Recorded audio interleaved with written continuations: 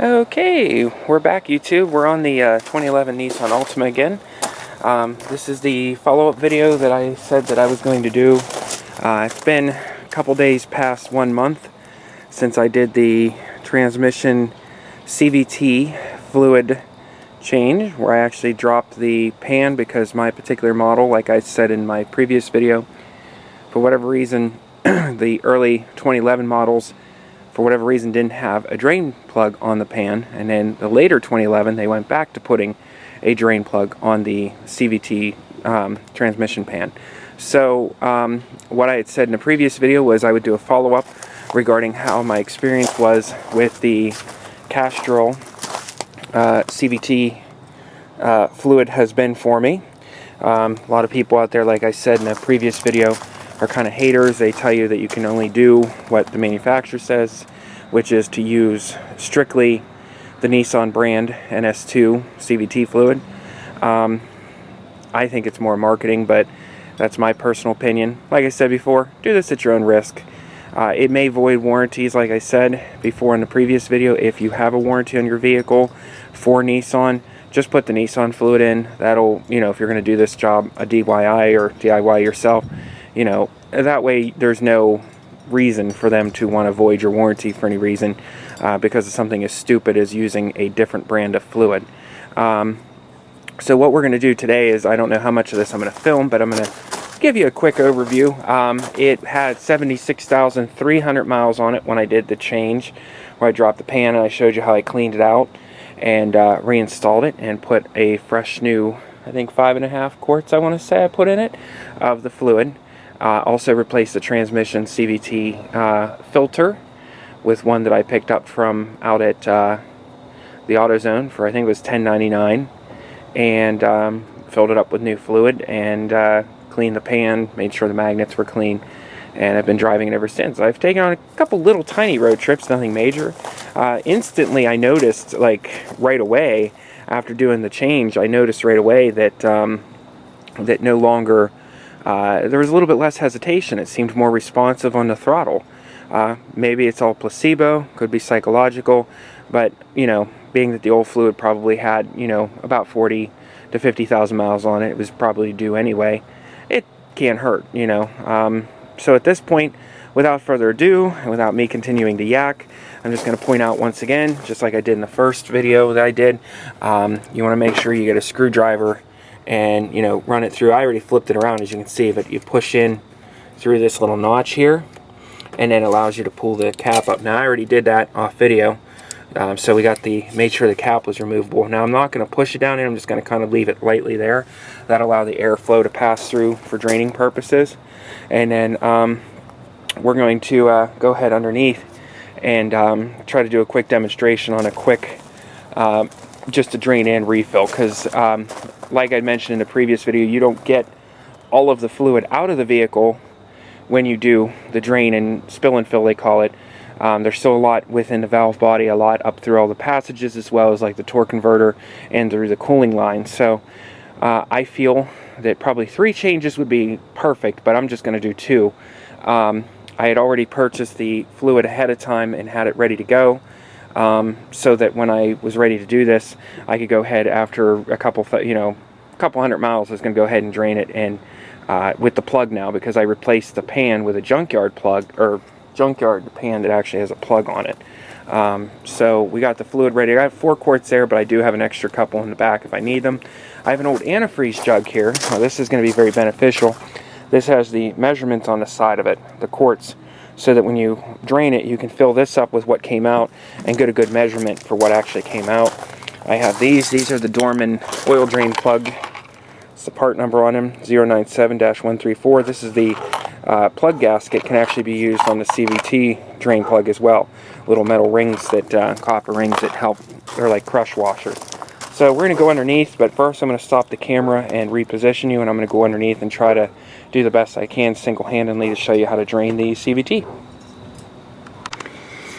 Okay, we're back under the vehicle here. It's kind of hard to tell here, but this is the front driver's side tire. If you pan over towards the middle of the vehicle, you can see there, that is the transmission pan. And right there is the transmission pan plug, and that plug is a 19 millimeter. So what we're going to do is we're going to go ahead and take a look, make sure everything looks good as far as leaks wise. I do see something on there, so I'm going to definitely investigate that and find out why there's a drip of CVT fluid already on there, because that obviously isn't a good thing. And find out why that's there, because that could be a sealing problem. I don't see anything going on around there, but we'll check it more thoroughly once I get moving here. So I'm going to set you up here in a place, hopefully, that doesn't get broken here. And see what you can see. Probably nothing. Let me get you reposition this where I could use a camera guy for this. I think, let's see here. Let me take a look here. Can you see what I'm seeing? Now let's go a little further. Alright. How about now? That's about probably as good as you're going to get as far as being able to get you a good view on there. So I got my 19 millimeter on loosen. Like I said, I am a little concerned about where that's coming from, why that's leaking in there. Definitely feels like fluid too, so that'll be great. Try to get under here, and I don't have the car all the way up because I don't want to. Okay. It didn't feel very tight, so it could be part of the problem right there. Thought I tightened it down pretty good the last time, but we'll see. Got my pan going here.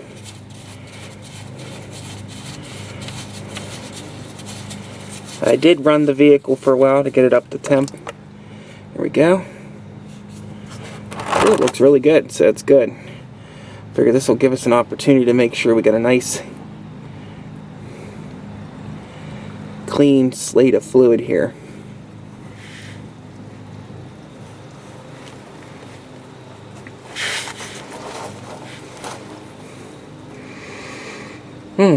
So we're going to just go ahead and let that drain. I'm going to work on getting the drain plug cleaned up, put a new crush washer on it, and we'll let that finish draining. And once that's done draining, then we'll be able to measure how much actually came out of there. And once we measure how much come out of there, then we'll know how much we got to put back in there. So.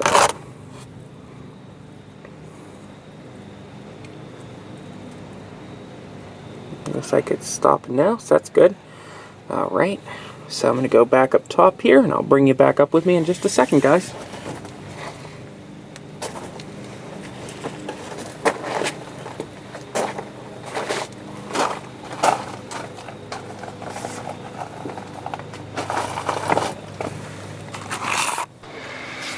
Okay, we're working on the drain plug here. I got this really tiny flathead screwdriver, just going to try to work this up and off here. Usually you can just turn it and twist it off.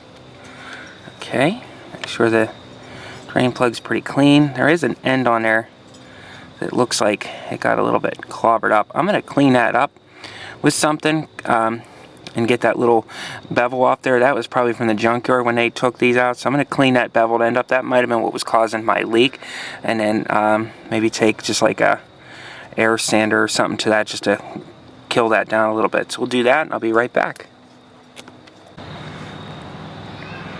Okay, we're back again. I went ahead and went on, took a little air sander and just kind of took that little edge off there. Probably could get a new plug, but for simplicity purposes of not having one and being Sunday, we're going to go ahead and just see if we can try to work with this. So I got the new crush washer here. And as far as installing these, I've always been a little confused on what the best way to put these on there are. Doesn't seem to come with any like instructions, unfortunately. So I think what I'm going to do is I'm going to put it on the opposite way as what I normally do. I'm just going to spin that down and get that bottomed out there. Okay, so it should look like that. Now, hopefully that seals it, because like I said, the last one, last time it didn't seem like it was sealing all the way. So now that looks good. We're going to go ahead, that's all cleaned up. We're going to go back under the vehicle here. So I take you guys on a little road trip back over to the car. Go back under here and try to get you positioned again where you were.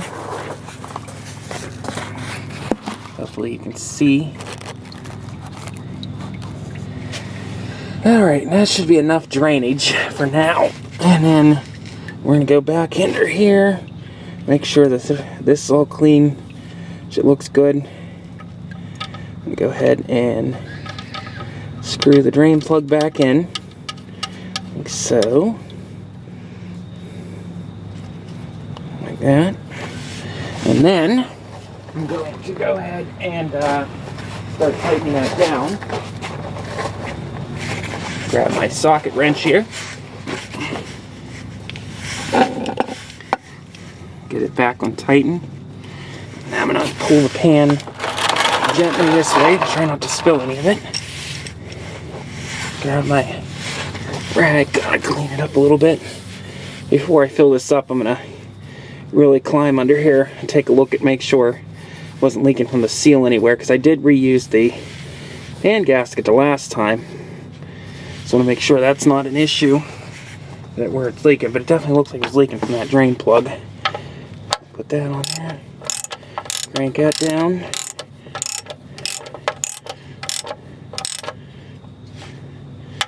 Let's see here.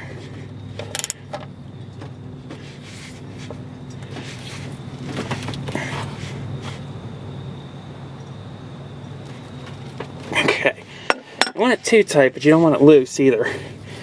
In the words of Erico, use your mind, not your muscle. Alright, so that looks good to me. I'm going to bump you for a minute here so I can get my light out. Like so. Come on, there we go. Get a quick visual here. That's what it looks like. Let's see if I can get my head under here. I don't see any leaks. I don't feel any. I think it was definitely just leaking around that. Like I said, that little bit of a issue that was going on there with the pan. So I'm going to give it a little bit more of a snug. I know it's tight, but it's because mine was leaking. There. I'm confident with that. So what we're going to do is get a funnel, a clean funnel, and get ready to go back up top and start refilling after we. But first, don't let me forget to mention, I'm going to dump all this into a old jug so I can read it, see how much came out. Okay, so what we're going to do is I have this jug here sitting up, and I'm going to grab the fluid. It looks like I got out a lot more than what I thought I was going to get out of there, but that's fine. Alright, I have the fluid, so it's not the end of the world. Go ahead and start filling this up. See if I can try not to spill it everywhere in the process.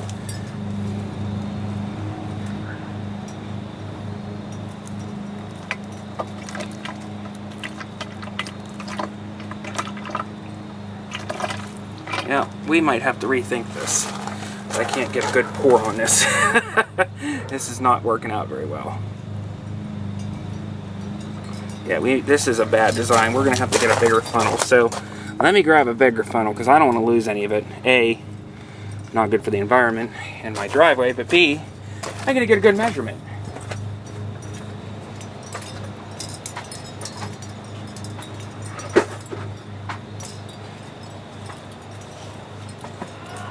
Okay, so I got the really big funnel here. Unfortunately, this isn't all going to fit in there, so there we go. Now we're talking. This might help keep from making such a big mess. Alright, probably can't see a thing I'm doing, but all I'm doing is just pouring this fluid in here.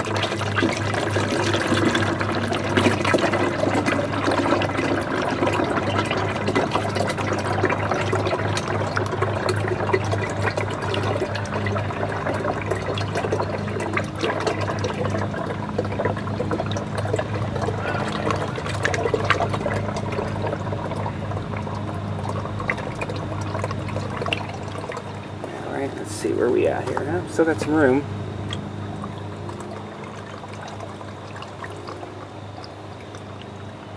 Okay. Yeah, a little bit more.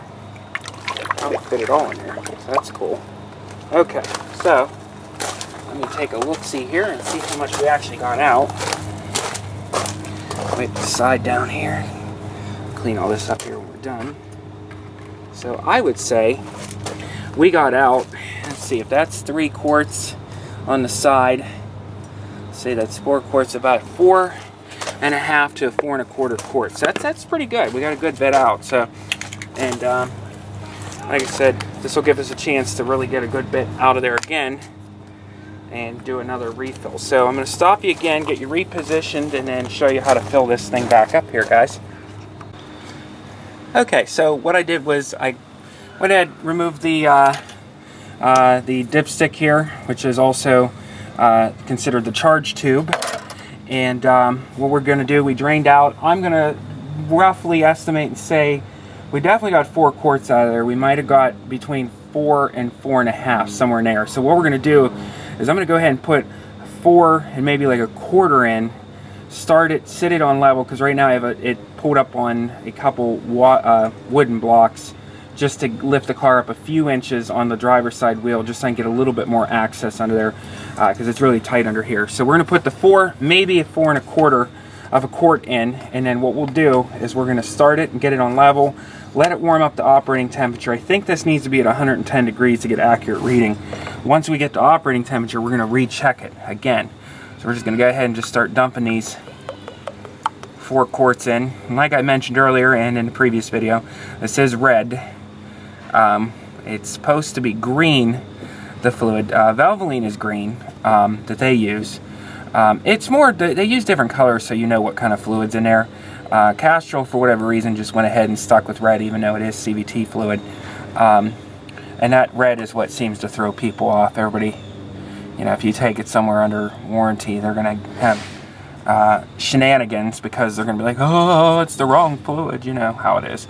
So we'll make sure you use all this, because this stuff here is about between $10 and $12 a quart, depending on where you get it. Now, Advanced Auto Parts is no longer going to be carrying this castor oil in the CVT fluid. They're going to be carrying their own CarQuest brand. And when they did that, they clearanced all this stuff out. And when I mean clearance, I bought these for 85 cents a quart. They're normally between $10 and $12 a quart. I think they were $10.99 in Advance full price. So I bought, I went to 3 different Advanced Autos parts, and at each Advance I bought their entire shelf and remaining stock. So I stocked up on this. So I got plenty of fluid, which is good, because we have 3 Nissans within the family here that all use the exact same fluid. So for the CVT, so that actually is going to be beneficial for us. That was a heck of a deal. So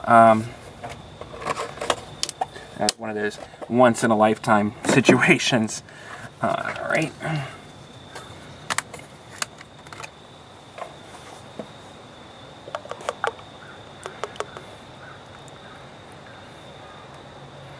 And one thing with fluid, especially transmission or even CVT fluid, it's got a lot of conditioners in it for conditioning all the seals. It also has a lot of detergents for helping clean the valve body and keeping everything clean, so that the filter can pick up any of the dirt from the fluid that passes through it. A lot of people use transmission fluid with a mixture of acetone. Actually is penetrating fluid, because it transmission fluid and acetone has a tendency of, or is it could be rubbing alcohol, but I think it's acetone. It has a tendency of really penetrating and helping break through, you know, break loose a lot of rusty stuff. So something to think about. I was thinking about trying a mixture of it, but we'll see. Right now I just use whatever's on sale. We have a place by us here in Pittsburgh, PA. It's in Murraysville on 380, Route 380. It's called 380 Auction. And some of their stuff you gotta watch, because they're basically a buyout warehouse. They get a lot of closeout deals from different stores and stuff. And what they do is they resell all the stuff, you know, so they get trucks of like buyouts and stuff. The problem is, for whatever reason, in the most recent few years now, their prices are gotten a little bit funny. So you have to watch, because sometimes you think you're getting a good deal, but their price actually really isn't any better than a price of just going to the actual real store and purchasing it there.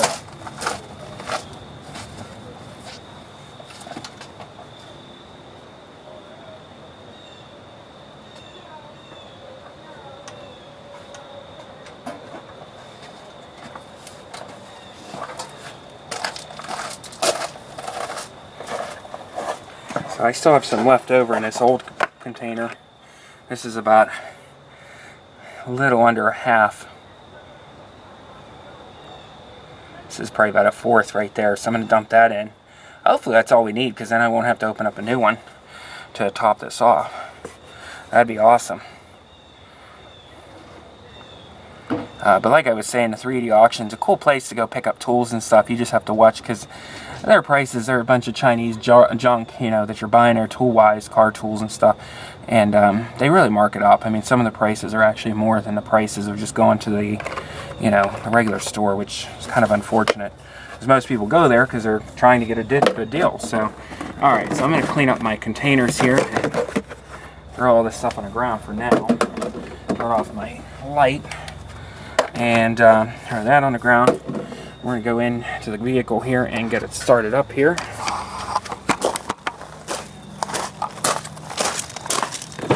Hop in here. Let's see here. It's a push button. Okay, I'm going to back it down here off the wooden blocks. Get it on level. Make sure it goes into all the gears properly.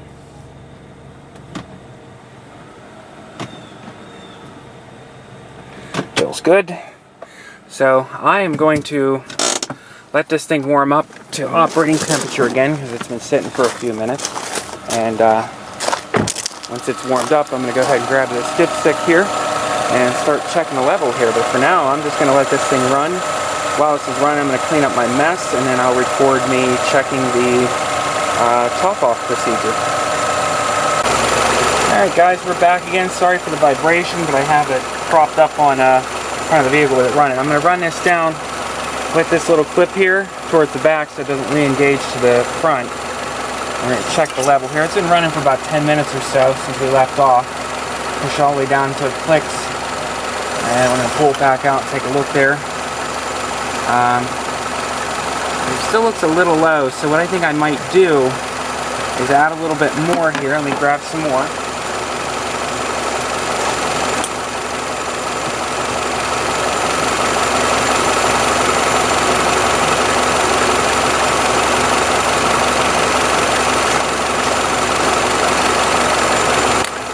Add a little bit more here. I funnel in. Make sure it's clean. I'm just going to add just a little bit more here just to bring it up a little bit more.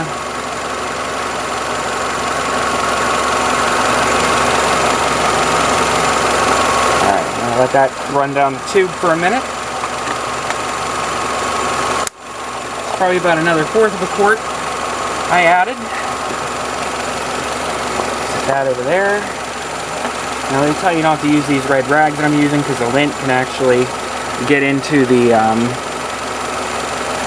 transmission, and you don't want that. Let's see where it is. So go ahead and run that down again. Let's see if we can get a better idea as far as what we're dealing with here.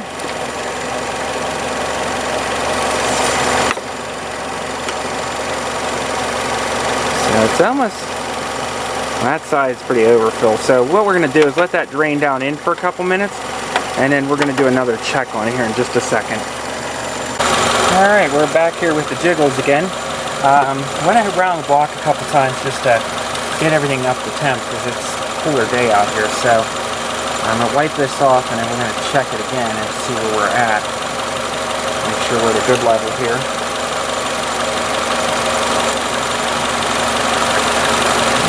Because I'm not using the appropriate rags, I always go over and make sure there's no lint on it. Put it back down in the charge tube again.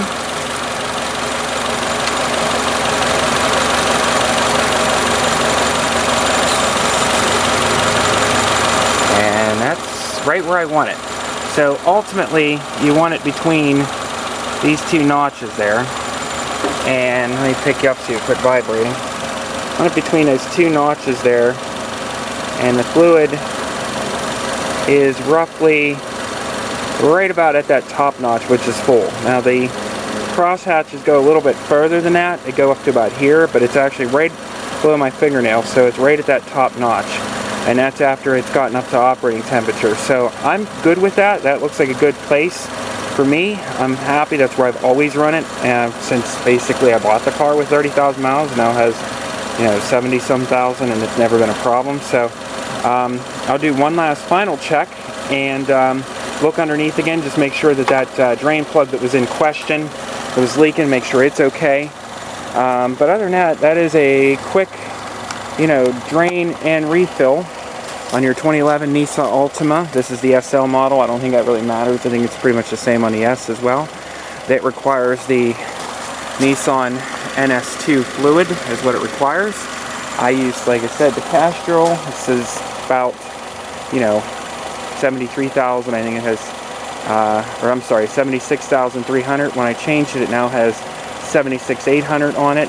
I also spoke to another guy that does YouTube videos, and he says he's put 40,000 miles on his Nissan Altima since he's been using the Castrol CVT fluid and has not had a single problem. So I think 40,000 miles you would know if you're going to have a problem. That's my opinion.